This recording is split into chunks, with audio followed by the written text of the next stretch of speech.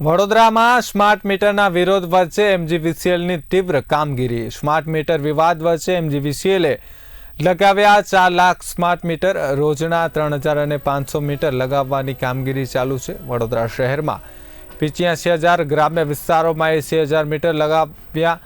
Panchmahal, Dahod, મહીસાગરમાં 90,000 metre લગાવ્યા। છોટાઉદેપુરમાં 80,000 અને ખેડામાં 70,000 મીટરો લગાવવામાં આવ્યા છે।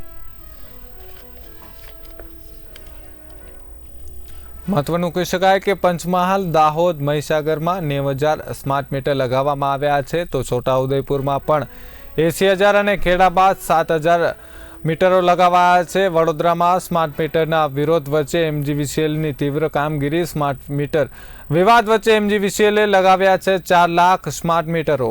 રોજના 3,500 મીટરો લગાવવાની કામગીરી ચાલી રહી છે।